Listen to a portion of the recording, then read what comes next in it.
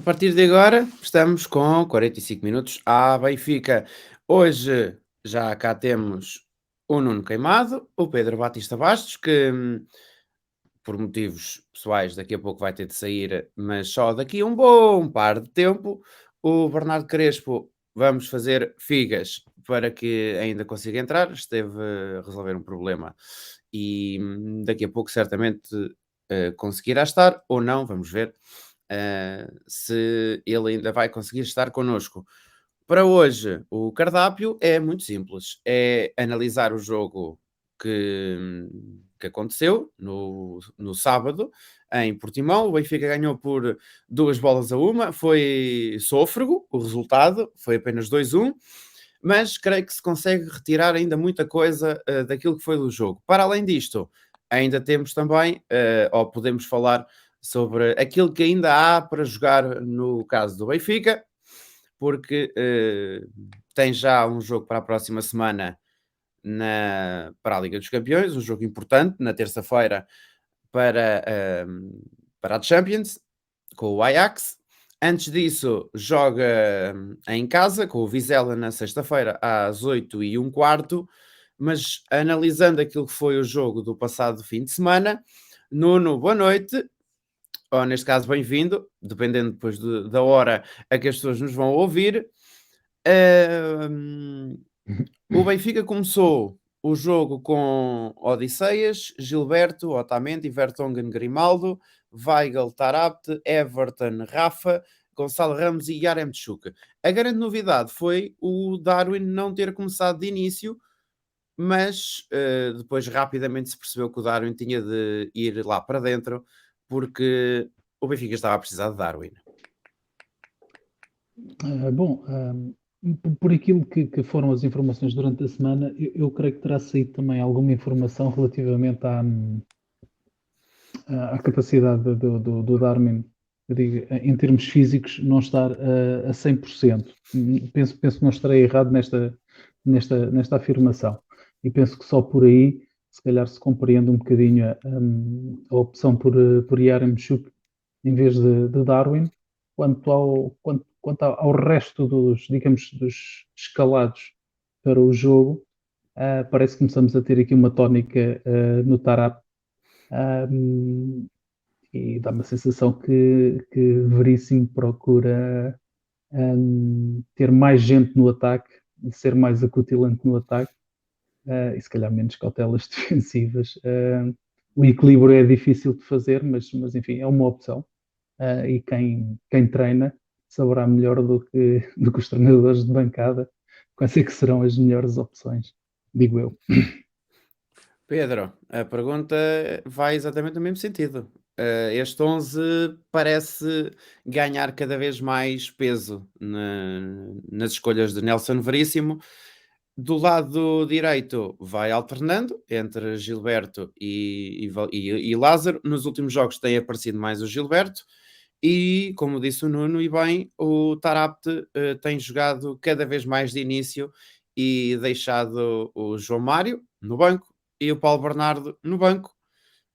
Quererá isto dizer mais da forma de como o Benfica ataca e menos de como o Benfica defende, já que o primeiro gol do Benfica surge precisamente de um mau passe do Tarapte, que depois dá uma cratera enorme e basicamente foi o passe sair dos pés do Tarapte, foi recuperado e a bola sai disparada não sei quantos metros, que nem Vertonghen nem Otamendi tiveram pernas para aguentar o Wellington Júnior, que fez o primeiro golo, e depois o Benfica, lá muito mais para a frente, só depois é que conseguiu empatar o jogo. Olá Francisco, olá Nuno, uma boa noite e boa noite a todas as pessoas que nos estão a ouvir. Sim, concordo com a análise do Nuno e com a ideia que Darwin faz muita falta, mas foi de facto um jogo muito esforçado contra um Portimonense muito bem organizado, devemos dizer. Mérito para Paulo Sérgio, que percebeu muito bem como é que o Benfica iria estar a entrar em Portimão e utilizou um bloco defensivo médio-baixo para poder estar a travar primeiras recuperações de bola e os passes que pudessem calhar nos pés, nas mãos ou nos pés de Taarabt, que está a ter cada vez mais a responsabilidade de ser o playmaker deste jogo. Conforme tu disseste bem, Taarabt encostou João Mário, que ao que tudo indica é a carta fora do baralho deste Benfica e provavelmente a grande decepção desta época. Teve uma entrada de leão e provavelmente terá uma saída de sendeiro, com muita pena minha. Paulo Bernardo continua a ser uma opção. Gosto muito de ver o puto Paulo Bernardo a jogar, mas ele precisa de aprender, precisa de ver. E houve a novidade de Yaremchuk lá na frente. Yaremchuk, que teve um jogo também muito interessante para estar a aprender muito os centrais, para estar a ir muito à luta, a corpo, que permitia também que Gonçalo Ramos conseguisse apoiar mais o meio-campo quando o Benfica pegava na bola e tentava ir para o ataque. Basicamente foi este o desenho ou a base com que Nelson Veríssimo tenta construir este Benfica, ou o Benfica com estes jogadores e com as características que eles apresentam. Taarabt tanto dá o 8 como dá o 80, conforme tu disseste, aquela perda de bola e aquela cratera, toda a gente mandou as mãos à cabeça quando aquilo aconteceu, mas não se percebe perder uma bola. Agora, o que não se percebe é a passividade de Otamendi, que tantas vezes é louvado, tantas vezes é aqui acarinhado, como todos os grandes jogadores, esteve mal no momento. A reação dele foi muito, muito lenta. Não sei o que é que foi que se passou, mas felizmente o Benfica na segunda parte mudou o posicionamento tático deles. Houve mais incursões dos laterais, especialmente quer da parte de Grimaldo, quer da parte de Gilberto, dentro do jogo do Benfica. Vimos também um Rafa muito mais perigoso para terem outras soluções do ataque, e o Benfica felizmente deu a volta ao jogo e venceu. 3 pontos, a vitória era o que pedíamos. E foi muito importante realmente a ação do Yaremchuk, porque apesar de não ter tido, ou de não estar a ter um jogo propriamente fácil, depois na segunda parte é dele que sai o primeiro passe para o Rafa, ou a libertar um dos homens que apareceu do lado direito, e que cruzou para o lugar do menino Gonçalo Ramos, que Nuno, o Gonçalo realmente parece estar a querer começar a mostrar ou a continuar a demonstrar dotes de goleador, porque ele continua a aparecer no sítio que deve aparecer. Agora, não é de estranhar, se calhar, também a posição dada ou a forma de como o Nelson Veríssimo quis jogar com o Yaremchuk e em vez de Darwin Núñez, porque se calhar o que o Nelson Veríssimo queria mesmo era posicionar os dois centrais, atrair os dois centrais só com o Yaremchuk para poder soltar o Gonçalo Ramos. E o que é certo é que isso acabou depois por dar resultado no segundo golo. No primeiro não, porque o primeiro é talento puro. Aquilo é talento puro do Grimaldo, que já vai para mais uma temporada a marcar golos e a marcar golos de fora da área, que é aquilo que ele sabe fazer e bem. Mas em relação ao Yaremchuk e ao Gonçalo Ramos, estes dois parece-me que estão a começar a querer entender-se bem com estas funções dadas ao Yaremchuk de estancar os dois defesas centrais, poder levá-los o máximo possível para depois libertar o Gonçalo e um dos alas, ou o Rafa ou o Gilberto, e para um deles cruzar e o Gonçalo finalizar. Enfim, o Gonçalo sempre mostrou ao longo da carreira dele, nas camadas mais jovens, que era um jogador com golo. Eu não sei se preferencialmente ele jogar com o Yaremchuk na frente não será benéfico para ele. E digo isto porque eu penso que o Gonçalo Ramos resulta melhor como segundo avançado. Neste caso beneficia do trabalho do Yaremchuk que ao reter ou ao puxar os defesas para ele liberta mais espaço para Gonçalo Ramos.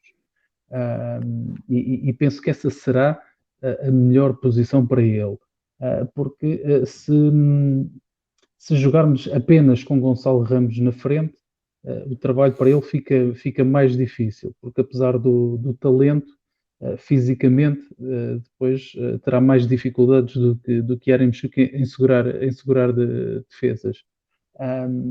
Eu creio que digamos que o companheiro de ataque Yaremchuk acaba por beneficiar Gonçalo Ramos.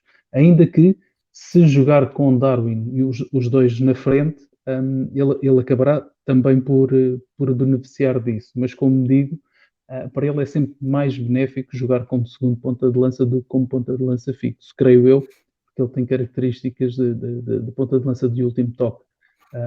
E beneficia dessa, digamos, dessa companhia mais musculada na frente do que atuando sozinho, o jogo acaba por se tornar mais difícil para ele.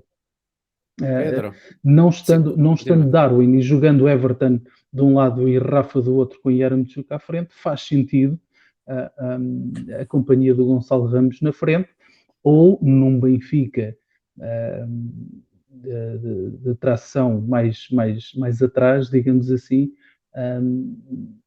com um meio campo mais preenchido, se calhar só com Yaremchuk, não sei. E aqui já estou a atirar para o jogo com o Ajax, mas terá que ser um bocadinho assim um jogador que segure lá na frente com jogadores rápidos nas laterais para, tal e qual como aqui em Lisboa, procurar o contragolpe, por assim dizer, que acho que na segunda parte viu-se que um Benfica que puxe mais o jogo para o seu meio campo para depois partir para cima do adversário, terá mais sucesso, penso eu. Mas eu também previ um jogo muito difícil para o Benfica em Lisboa e que dificilmente o Benfica ganharia. E depois, contra as minhas perspectivas, acabei o jogo a pensar: foi por pouco que não vencemos. Mas pronto, de treinador e louco, todos temos um pouco. Eu não diria melhor. Pedro, é um bocadinho por aqui, não é? Tal e qual. Esta parelha entre Gonçalo Ramos e Darwin e Yaremchuk favorece mais o Gonçalo Ramos do que Gonçalo e Darwin, em que claramente aí o Darwin Núñez acaba por ganhar destaque, porque ao fim e ao cabo o Darwin Núñez é que é o atual goleador não só do Benfica desta temporada, como também o goleador do campeonato. Muito mais, concordo, aliás, e concordo até com a ideia do Nuno de que o Gonçalo funciona melhor, de facto, como um segundo ponta de lança.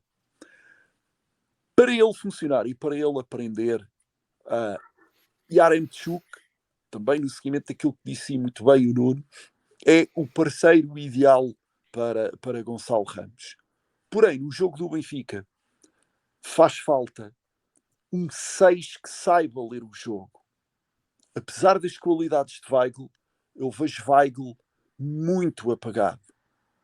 Vejo Weigl sem arriscar os passos de construção que um número 6 pode ter na definição do jogo do Benfica. Por exemplo, o Benfica não sabe jogar na profundidade se não tiver um bom 6. Por isso é quando o Benfica troca o ataque a tirar Yaremchuk para pôr Darwin, o Benfica só aposta no ataque. Mas para apostar no ataque, obriga a um trabalho muito grande, não só dos laterais, bem como dos extremos. E Weigl, no meio campo, a única coisa que faz é só dar um passinho para prolongar, para esticar o ataque. Mas não temos, neste momento, e a grande pecha do Benfica, de facto, é o meio-campo. Se Tarab se lesionar, João Mário não é a solução, conforme falámos há pouco. Talvez eu possa ser Paulo Bernardo inspirado com uma outra evolução do seu jogo, mas para Gonçalo Ramos crescer, explodir em toda a sua plenitude e mostrar todos os recursos que ele tem como o fantástico segundo ponta de lança que é, o Benfica precisa urgentemente de um 6 de grande, grande qualidade. Tanto assim é que um jogo do Benfica teve que entrar Meite. E quer Weigl, quer Meite, lamento, mas são dois pastelões neste momento. Não sei o que é que se passa com Weigl, que prometia tanto, mas neste momento não arrisca. Não... Eu dou-vos um exemplo. Antes do jogo do Benfica, deu um jogo fantástico, que foi o Liverpool-West Ham. E eu vi como é que cada uma das equipas, o jogo acabou com a vitória do Liverpool por 1-0.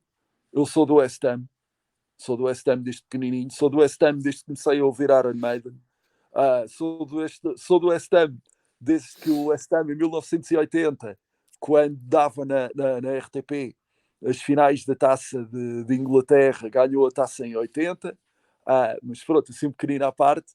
Mas o que eu vi foi o trabalho e a qualidade fantásticas dos desdobramentos de ataque, quer para uma outra equipa, quer para outra. E eu estava a ver o Declan Rice no West Ham e dizia assim, que bom seria se o Benfica tivesse um Declan Rice, como nós tivemos, por exemplo, um grande Matite. Um grande Matite neste Benfica fazia toda a diferença. Portanto, eu acho que nós muitas vezes falamos da questão da pecha que o Benfica tem quanto aos seus laterais, mas o Benfica para a próxima época, para fazer crescer Gonçalo Ramos, tem todas as condições para ser a futura estrela do Benfica de formação de Seixal e um grande, grande jogador português, provavelmente a referência do ataque inclusiva da seleção nacional, se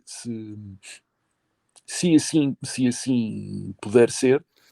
Mas o Benfica precisa de um número 6 muito mais acutilante, que saiba jogar para a profundidade. Um segundo ponta de lança sabe jogar com o 6 e o 6 sabe jogar com o ponta de lança. Para quê? Precisamente para poder haver um passo em profundidade que rasgue, em que o 6 veja quando, por exemplo, um bloco médio-baixo do Portimonense, de repente, ou com o cansaço físico, ou com o decorrer do jogo, há um erro na marcação, ou, por exemplo, quando um ponta de lança tão possante como Yaremchuk prende os centrais ou os leva para uma outra posição e o número 6 consegue ver um espaço, uma abertura para onde ele possa estar a jogar e para onde um jogador como Gonçalo Ramos possa aproveitar e para com isto marcar gol. Sim, é isso mesmo. Mas já falámos no Gonçalo Ramos, que foi considerado o homem do jogo. Eu não queria deixar passar isto em claro, porque creio que foi uma imagem tão estranha, tão má, tão particularmente. Bem, eu não queria dizer a palavra, também não vou dizer. Foi uma porcaria, passa a expressão, não podendo dizer outra palavra. Aquilo que aconteceu com os cerca de 8 minutos que o jogo esteve parado, devido a uma brincadeira, que de brincadeira não tem graça nenhuma, que não teve graça nenhuma, aliás. Já se tinha visto algo parecido num jogo passado, aliás, durante a semana, durante o clássico do Sporting com o Porto, para a taça, que foi o arremesso de tochas para dentro do campo. Pedro, aqueles 8 minutos foram angustiantes, diria eu. porque para quem estava a querer ver o jogo, e o estádio até estava bem composto, em Portimão o estádio até estava bem composto, não se percebeu, aliás, percebeu-se por ser o minuto 30, por a Claque fazer 30 anos, mas não se percebeu o porquê de terem continuado, porque aquilo simplesmente não foi para ajudar ninguém, aquilo foi para estragar o jogo aos espectadores, ao restante público que nada tinham a ver com aquilo, mas o que é certo é que depois o Benfica, quase a acabar a primeira parte, conseguiu marcar, mas não foi por isso que o Benfica marcou, obviamente. Ou não quero, com isto eu não quero dizer que o Benfica só marcou por Grimaldo, que só fez o gol do empate, porque o jogo esteve parado, porque se calhar o gol do empate acabaria por acontecer na mesma, ou poderia acontecer só na segunda parte. Mas aquilo foi, diria eu, completamente desnecessário. Pedro. Aos 30 minutos de jogo, foram atiradas 30 tochas para celebrar os 30 anos de No Name. Os meus parabéns aos No Name Boys. Não sou No Name, mas os meus parabéns. São uma claque extraordinária, com uma presença e com uma potência enormes. Tenho grandes amigos No Name. Os No Name apoiam o Benfica. Poderá ter sido um momento infeliz do jogo, há vozes discordantes, mas se me permite, e quanto a este assunto, é o que eu tenho a dizer. Só.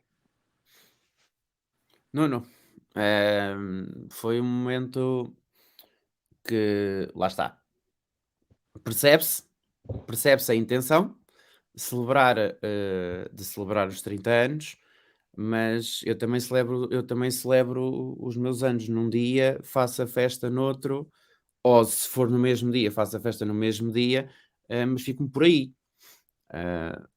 Os 30 anos foram celebrados, creio que dias antes. Agora não sei ao certo o dia em concreto. O que é que tens a dizer em relação a tudo isto? Relativamente às claques, eu tenho uma opinião muito pouco concretizada sobre o assunto. Acho que são importantes para o colorido e para a festa. Trazem mais alegria ao espetáculo em si. Ainda assim, creio que deveriam ter a noção, e digo isto porque muitas das pessoas que lá andam, alguns deles se calhar até terão a minha idade, outros um bocadinho mais novos, deveriam ter a noção de que, sendo organizações com relevância, quando eu digo relevância, porque toda a gente as conhece em Portugal, não vale a pena a gente, se quer elas sejam legais, sejam ilegais, quer elas sejam, epá, não interessa, toda a gente conhece os Super Dragões, toda a gente conhece os Juveléu, toda a gente conhece os No Name. Eu sou do tempo em que ao estádio e aquilo que existia ainda eram os Diabos Vermelhos, ali na central, junto ao relevado. Não tenho ligação direta com nenhuma delas, e gosto que ambas estejam no estádio a apoiar o clube, mas repito, deveriam ter a noção de que a sua importância acarreta também a sua responsabilidade. E os clubes estão inegavelmente ligados a ela, seja diretamente, seja indiretamente. Ou seja, sempre que acontecer alguma coisa com os No Name, com os Super Dragões, com o Juveléu, as pessoas vão relacionar com os clubes. E os clubes não querem estar envolvidos em problemas. Ponto. Acho eu. Eu, pelo menos como sócio, não quero de todo que o meu clube esteja envolvido em problemas. À conta E das ficaria tochas, muito, muito contente que existissem No Name, Diabos Vermelhos, até mais claques. Quantos mais melhor, e quanto mais espetáculo e mais barulho houver dentro do estádio, melhor. Sempre no apoio à equipa. Sempre no apoio à equipa.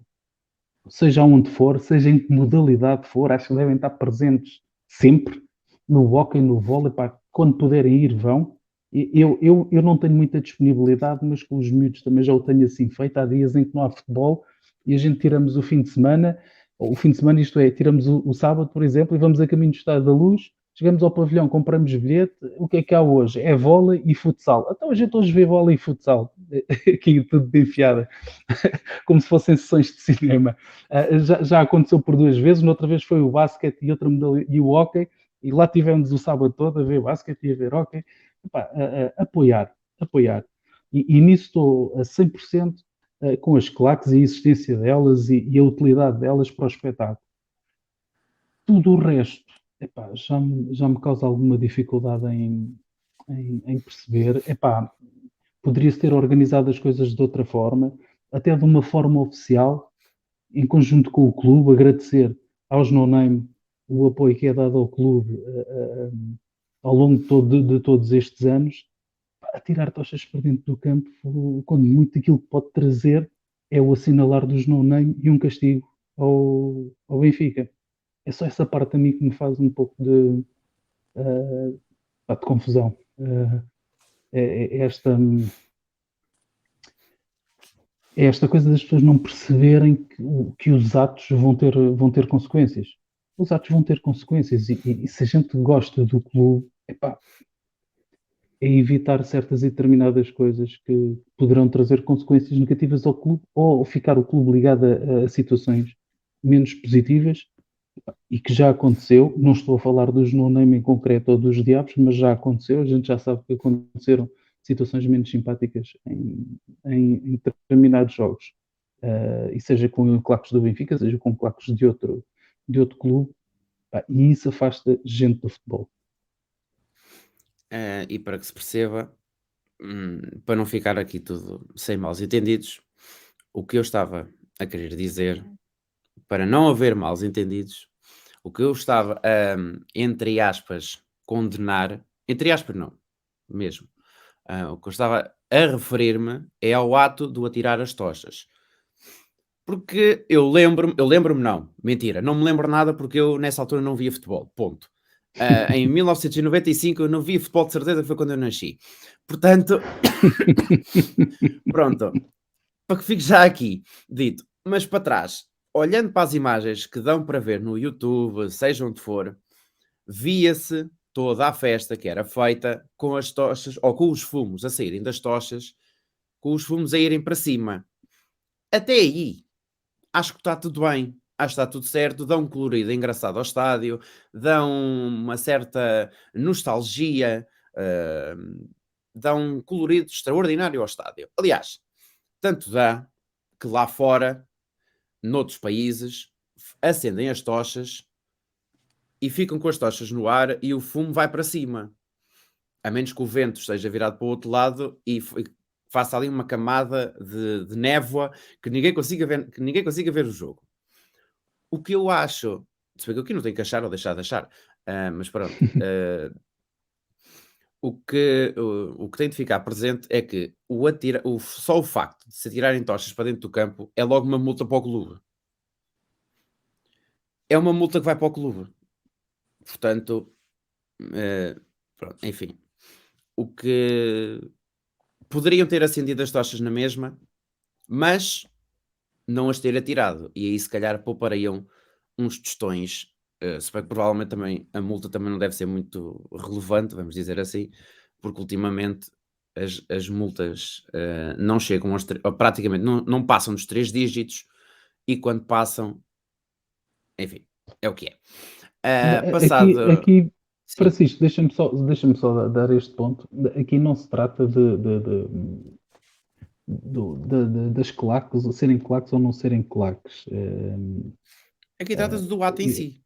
Trata-se apenas do ato em si. Poderia ser um sócio isolado, poderia ser eu a tirar uma garrafa ou uma coisa qualquer por dentro do campo. É os atos que implicam diretamente o clube e a imagem do clube nestas situações. E por muito amor que a gente tenha ao clube, os nossos atos acabam depois por prejudicar. É o clube, porque será um simpatizante, um sócio, um adepto, seja o que for do clube, estamos com uma ação a contribuir para a má imagem do clube. E neste caso, eventualmente, com multas. Posso? Exatamente. Claro que sim, Pedro, força. Eu relembro que no estádio, isto não se trata de fazer a questão da apologia, mas eu relembro que no estádio estavam responsáveis da polícia, presidentes, entidades policiais. Este país tem uma figura governamental chamada Secretário de Estado do Desporto,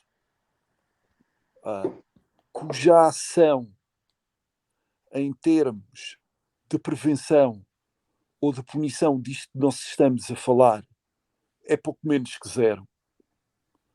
Relembro que o Secretário de Estado do Desporto teve um papel infelicíssimo quando da história do cartão de adepto, mas isso são outros 500.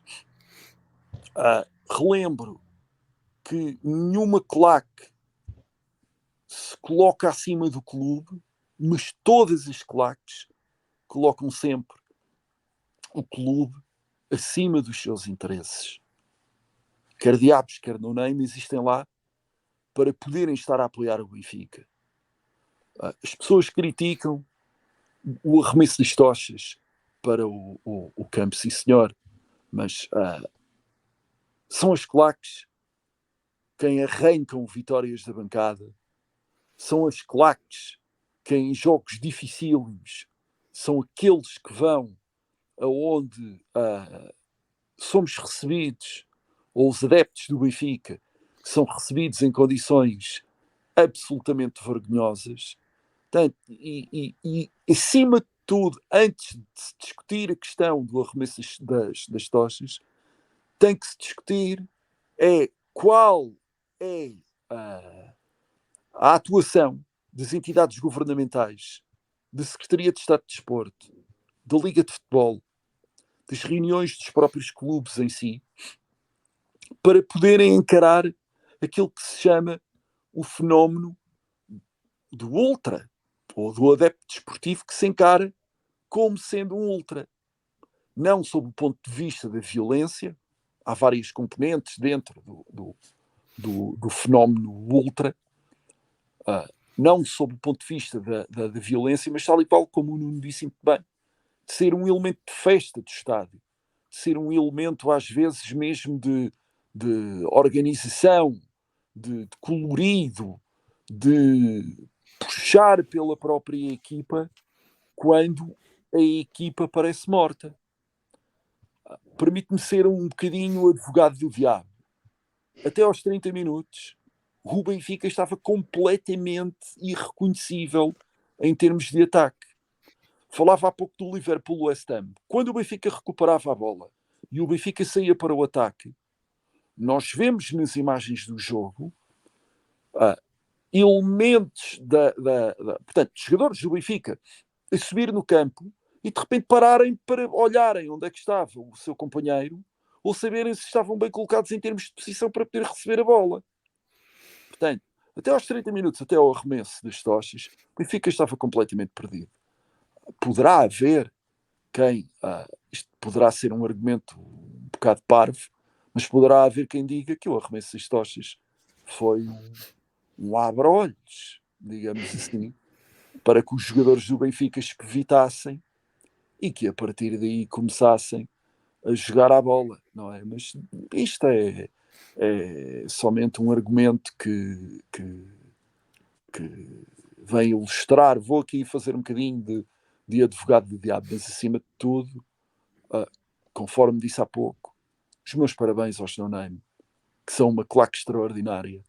Relembro, por exemplo, criticamos agora das tochas, mas lembremos-nos do Dortmund-Benfica, das imagens que correram o mundo no intervalo do jogo, em que os adeptos do Benfica calaram aquele estádio ensurdecedor, como é o estádio do Borussia Dortmund e como é a parede, não é? Como eles chamam, à claque do Borussia Dortmund. E entendo que, regra geral, o adepto mais festivo do futebol português não é uma pessoa violenta, não é uma pessoa agressiva, gente mais violenta, ou gente mais agressiva, ou violências, por exemplo, serão perdões de dívida indecorosos.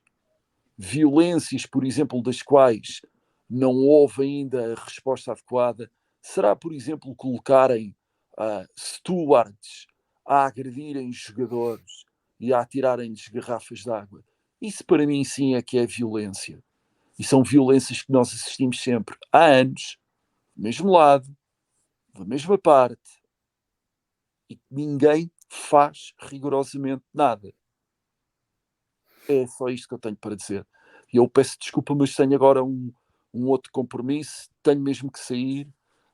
Um grande abraço a vocês todos, desejo-vos o resto de uma ótima emissão, uma ótima semana e até ao próximo programa. Carrega Benfica. Viva o Benfica. Abraço, Pedro. Uma boa noite. Abraço. Abraço. Boa noite. Bem, e vamos acabar só nós os dois, não que isto quase vai ficar uma conversa, não é? Aliás, isto é uma É quase, é conversa, quase. isto é uma, Entre isto é uma benfiquistas. conversa entre vocês que são benfiquistas e um bónus que sou eu. Peço desculpa, passando à frente. E pronto, depois termos estado aqui a falar sobre isto, que também é importante que seja debatido, até para saber a opinião a opinião que cada um tem em relação a este tipo de assunto quando ele aparece, quando ele vem à baila. Olhando para aquilo que, não olhando para o próximo jogo, mas olhando um bocadinho mais à frente para o calendário, o Benfica tem até ao dia 20 de março, porque depois há paragem para as seleções e vem aí 2 jogos importantes, ou pelo menos os portugueses acreditam ou querem que sejam 2 jogos importantes, já que Portugal vai jogar com a Turquia e vai jogar com a Turquia primeiro e depois com com a Macedónia do Norte ou com a Itália, para perceber qual destes clubes, ou neste caso, qual destas seleções vai chegar ao Campeonato do Mundo no Qatar, que se realiza lá mais para o final do ano.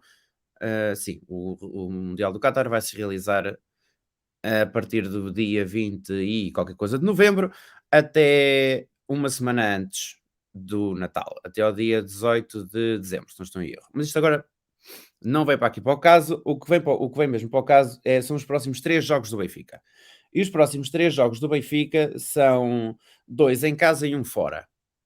2 para o campeonato e um muito importante para a Liga dos Campeões, que no início pouca gente acreditaria que o Benfica iria estar a discutir a eliminatória no seu todo com o Ajax, principalmente antes do início do jogo na Luz. Depois do final do jogo na Luz,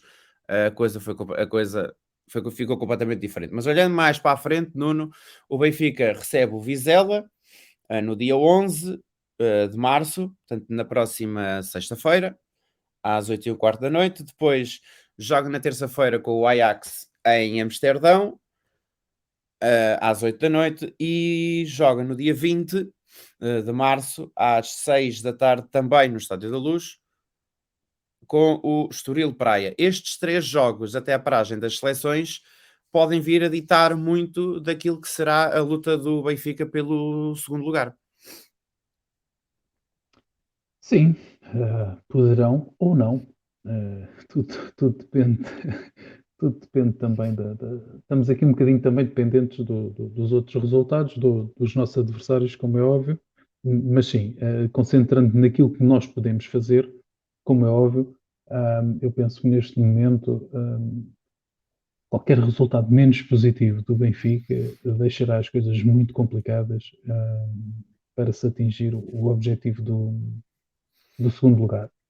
Por isso, era importante não perder o foco nesta reta final do campeonato, para tentar encurtar distâncias e ainda tentar o assalto ao segundo lugar, não descurando que, efetivamente, quer a nível de prestígio, quer a nível monetário, seria muito importante passar, passar esta fase da Liga dos Campeões. Hum, Até, digamos que seria um bónus anímico,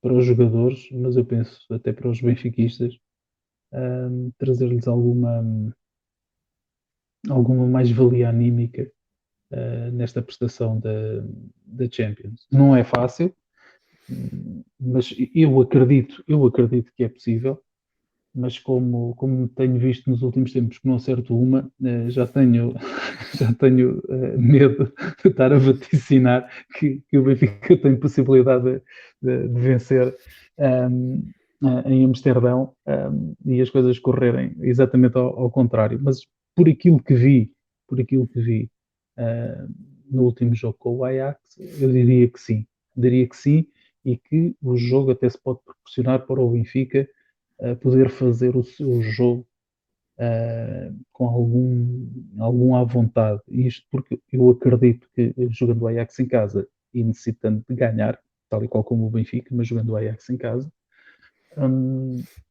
acredito eu e espero que o Ajax tente dominar o jogo e vir para cima do Benfica. Que eu penso que será mais fácil para o Benfica desembrulhar o jogo, digamos assim, dessa forma, e terá mais oportunidades de ferir o Ajax do que em ataque continuado ou em posse, ou tentando discutir taco a taco o jogo com o Ajax, sempre devido àquelas debilidades que eu acho que o nosso meio campo não tem capacidade para, enfim, para um embate dessa forma no jogo. Relativamente aos dois jogos para o campeonato, de Vizela em casa e Estoril em casa, aquilo que eu espero é que o Benfica ganhe, faça aquilo que é a sua obrigação, que é ganhar, e para manter a pressão sobre o segundo lugar e tentar, alguma escorregadela, aproximar-se dessa posição. E já e a história da temporada tem sido no Benfica, vamos dizer, entre aspas, mais fácil jogar fora de casa do que dentro de casa. Sendo que para a Liga dos Campeões esta época tem sido completamente diferente, porque o Benfica esta temporada na Liga dos Campeões quase que fez, ora bem, 6 jogos de fase de grupos, mais 4 jogos de pré-eliminatórias, vai para 10, 10, sim, 12 jogos. Vai sim, para o 12º jogo, agora com o Ajax. 12 jogos que o Benfica vai cumprir na Liga dos Campeões esta temporada, contando com com os 2 jogos da terceira para eliminatória. pré-eliminatória, com os 2 jogos do play-off, com os 6 jogos da fase de grupos, mais os 2 jogos agora dos oitavos de final da Liga dos Campeões. E o Benfica na Liga dos Campeões tem jogado, eu quase diria, substancialmente melhor do que aquilo que joga no campeonato.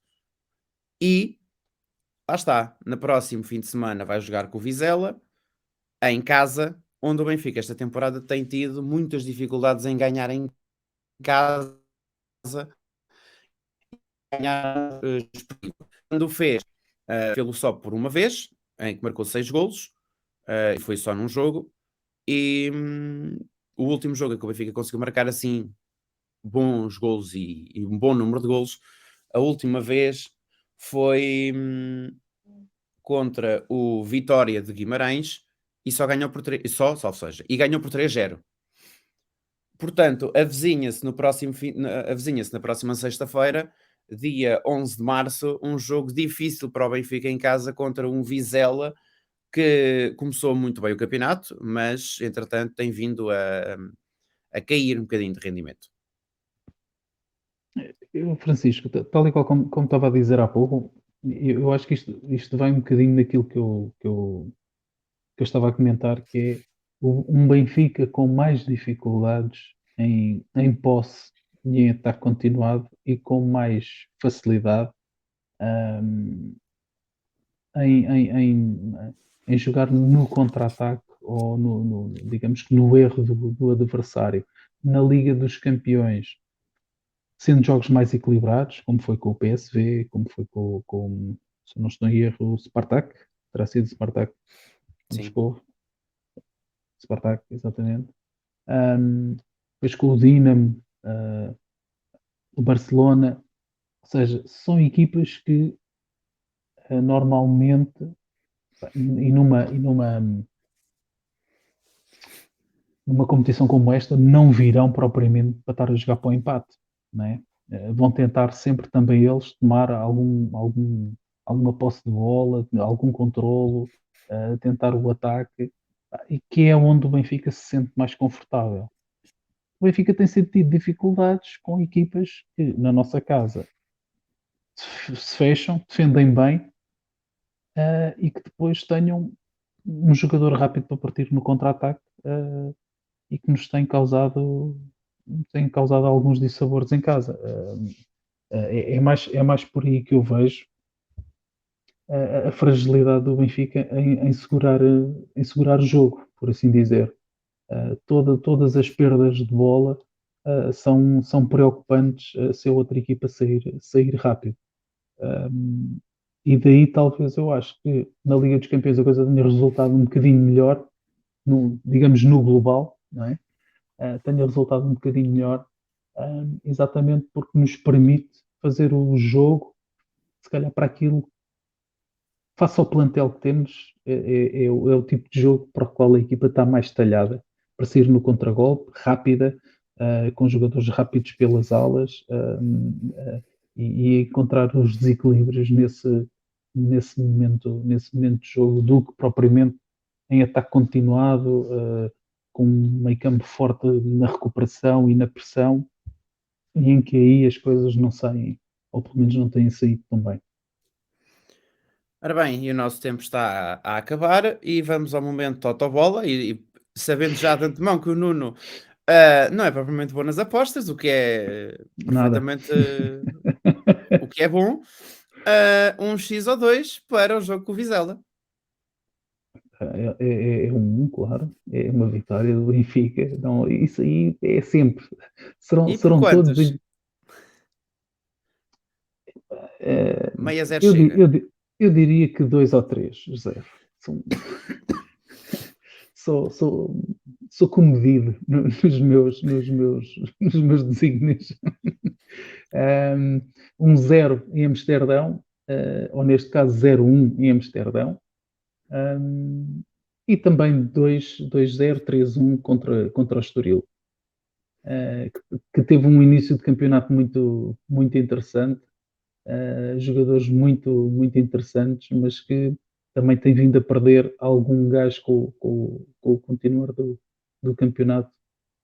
Tem vindo a perder um bocadinho o elan que trazia, se calhar, na primeira metade deste campeonato. Muito bem, fica por aqui o 45 minutos à Benfica. Para a semana estamos de volta para continuar a falar sobre o Sport Lisboa e Benfica. Estamos juntos na Rádio Nacional de Desporto. Obrigado.